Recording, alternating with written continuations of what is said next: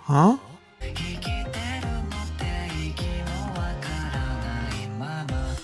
Hi everyone, I'm going to react to the case study of Vanitas, episode 8, Where Death Slumbers. And the last episode was all about love. Noe asking Vanitas what love is and him giving his definition of it, and made Noe think that it's like a flu or a cold or something. It was funny. And Noe kept looking at what's her name? Ajan. We kept looking at Shan like, I don't know. And clearly Dominique is in love with Noe. Noe has no clue about that. What else happened? Oh, Vanitas asked Jean if she was a curse bearer, and she told him about this medicine that she takes and everything. She didn't actually say that she was a curse bearer, but she just said that there was this medicine that she takes and everything, and she doesn't want Vanitas to tell anybody about it. And Vanitas was like, okay, but under two conditions. The first one is that you will not call me human, you will call me by my name. And then the second one is that I'm the only one that you will be feeding on or something or other like that. So yeah. And then at the end of the episode, they showed this sort of like bed that had all this sort of dark, shadowy cloud around it. So I was wondering what that was about. And they also showed Lord Ruthven also as well for a little bit. So yeah, that's what happened last episode. And before we get into this one, if you guys like my reaction, please give it a thumbs up, subscribe, and please consider supporting my Patreon at patreon.com/feelimini. And now let's start this episode, and here we go.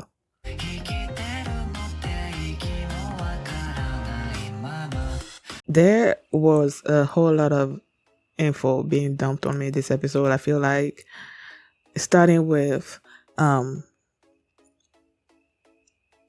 Ruthven, you know, that whole scene with Ruthven and Noe and Jean and Lucius and all of that. Apparently Lucius is the Grand Duke, which I guess is sort of like second position to the Queen, and he's like a target for a whole bunch of people that maybe might want to ascend to the throne or something or other like that. And you know, I never like royalty stuff, titles and stuff like that. Like I never know how it goes, or like who's what. If you're this title, like what kind of position do you have? You know, what's your importance and why not? Like I never know those kind of things. Going by what they're saying over here, being the Grand Duke or whatever that Lucas is, then he's the second in command. Or second, is this not like second? Is it second in command? I don't know, but either way, because he's so young, he's not really he's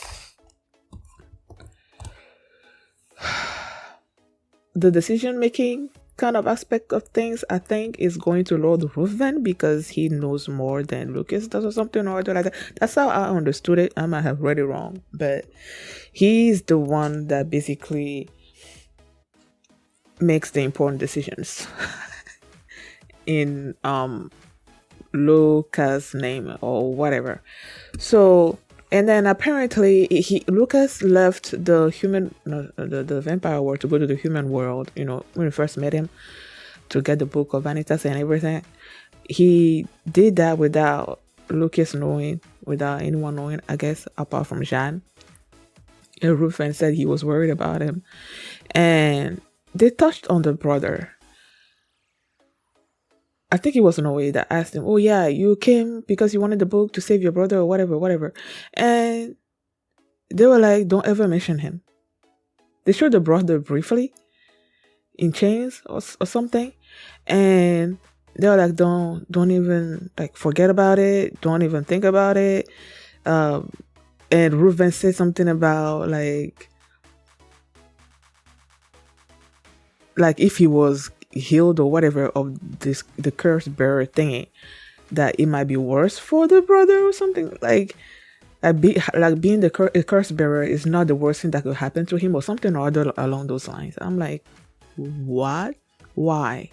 I feel like I kept asking myself why this episode. Like, I don't know.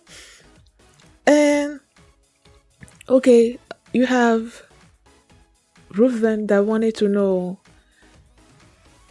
a lot of stuff about Vanitas, like wanted to know more about the Blue Moon clan, why he's like basically not a worker. He used a different word. I forgot what he used, but wanted to know about the Blue Moon clan, the Book of Vanitas, and he wanted to know about Vanitas himself. And Vanitas is like, okay, I'll answer your question and whatnot, but I want you to answer one question of mine. And he's like, can I see the queen? I'm like, why? And then he's just straight out was saying that he feels like the queen is the one creating the curse bearers or whatever. When he was saying all those things, the way they filmed it or animated it, I don't know, like you could see like the outrageousness of what he was saying, how it was impacting the vampires in there and whatnot, especially Ruthven. And when he like these black flames and whatnot, and then the next scene you see is like Noe on the floor, Shan on the floor, his hands by Vanitas' throat, like bloody and all of that. Like he was pissed that apart from Luca just sort of like stood up and had this worried look on his face. And him saying all those things about the queen, and this he said that the queen has not been seen in life forever. Why is she suddenly like a recluse or something or other like that? Is she even alive or something? And Reuven was so upset that he just like sent them sent them away from Altus Paris, and they were not allowed to come back or something or other like that. And after I love how after that scene, the next scene you see is Vanitas basically recounting what happened during when Ruthven like lost it, and then when they showed back up at Orlok's hotel or whatever. The way he was recounting it, I'm like, it was funny to me. Yeah, it was funny. It felt sort of like how when he was basically dumping this info about the vampires and the hormones and whatever their body knew and whatnot that he was telling to Jean, basically letting us, the audience, know about that aspect of sucking blood and whatnot. So it felt like that to me.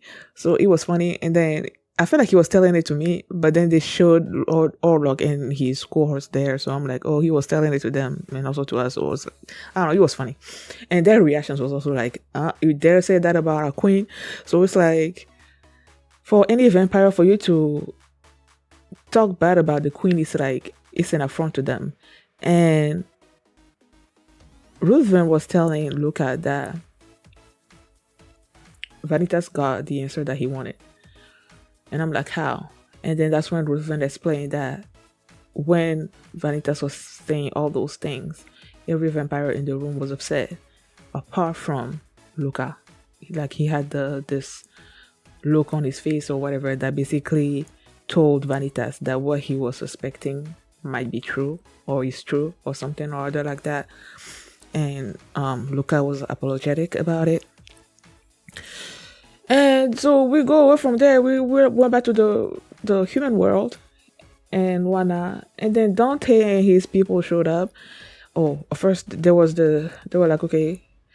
Vanitas was saying, okay, now that we've been sent away from Altus Paris, that we are now gonna focus on, healing the curse bearers that show up and whatnot. And then they were looking through like the caseload that they had, just like flew all over the place. And then they picked one up, and there were these vampires that were missing, that were getting captured or kidnapped or something. And they said that Dante and that moment where he said that he was gonna do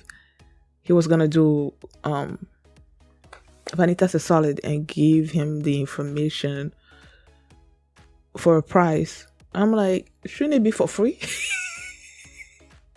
If you're giving, if you doing someone a solid, it's like, if you're making the person pay, it's not him doing, it's not you doing them a solid, right?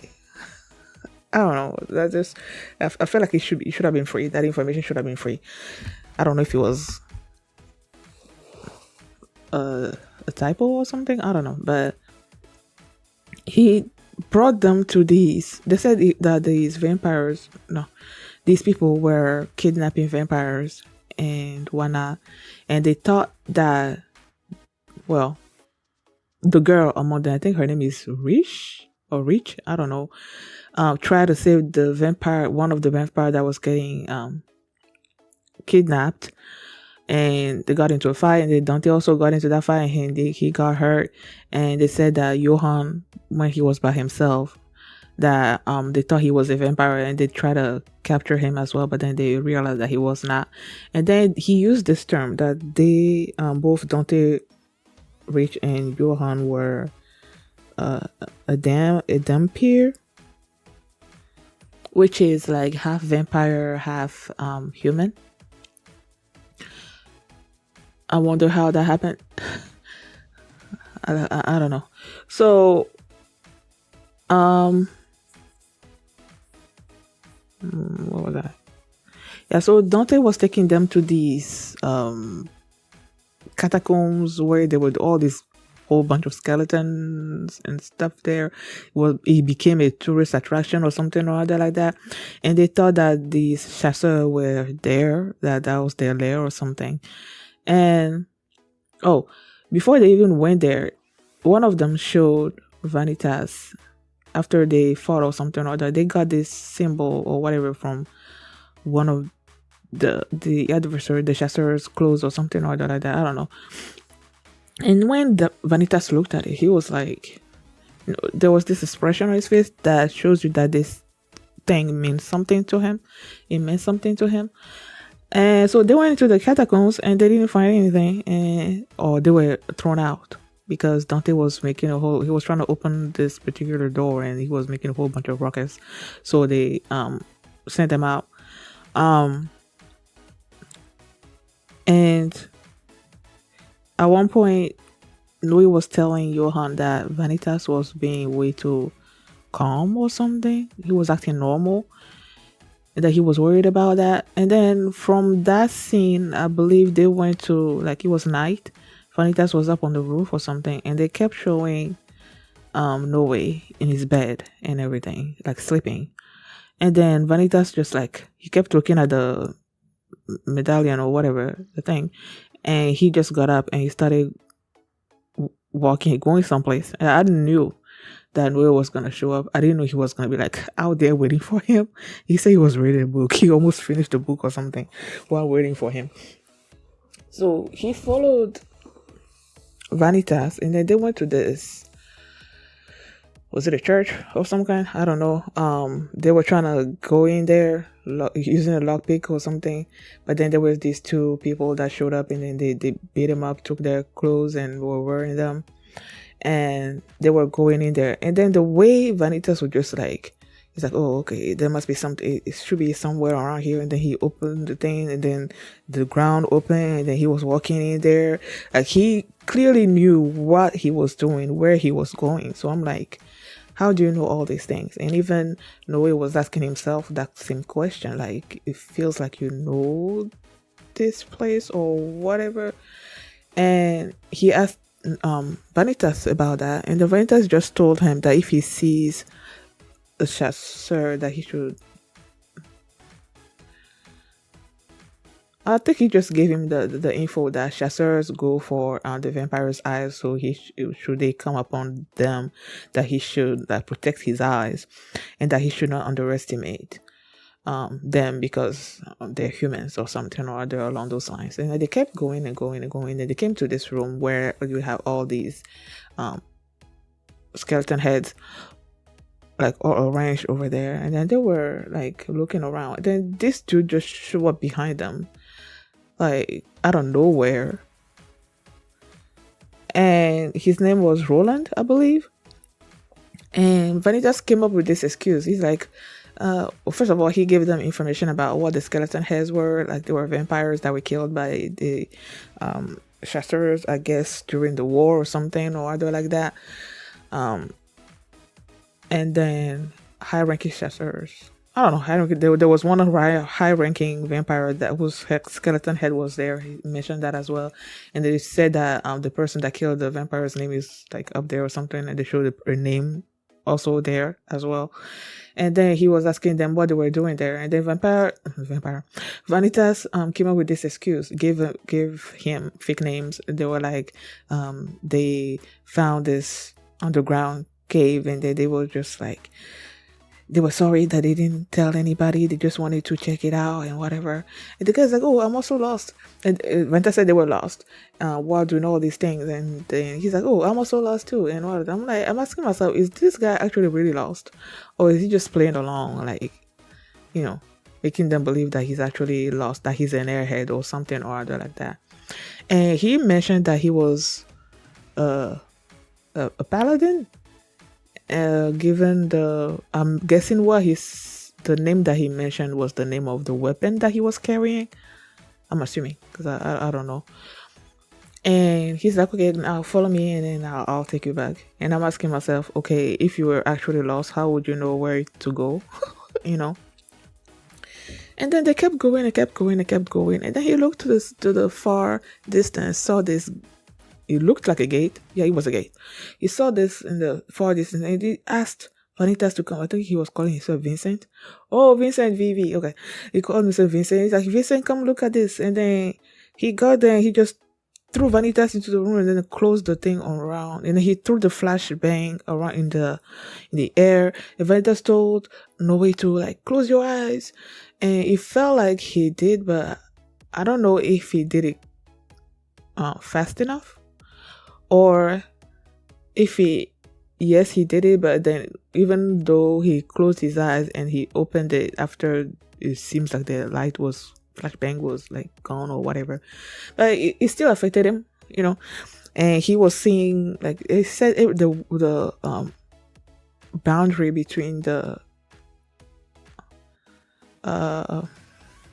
formulaic world or I don't know.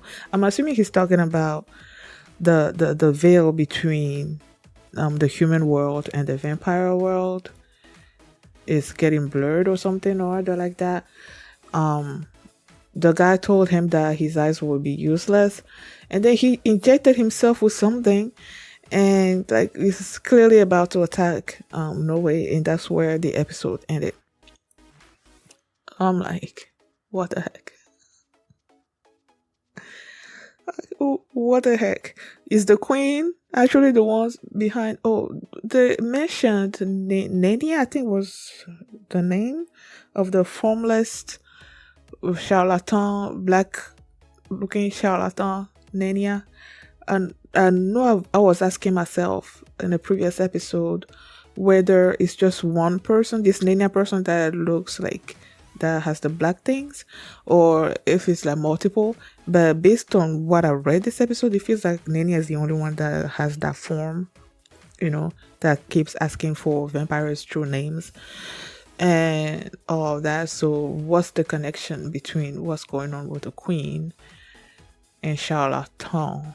And then you now have these chasseurs. Well, then at one point in this episode, Vanita says something about the people that were attacking or kidnapping these vampires were chasseurs, but not really chasseurs. So it's like I don't know what that means either. So yeah, a lot of questions that need answers. So thank you guys for watching, and if you like this reaction, please give it a thumbs up, subscribe, and if you want to see my reaction to the next episode, you can do so by checking out my Patreon at patreon.com/Philimini, and you can also see the full length for this reaction there as well. So thanks for watching, and I will see you next time. Bye.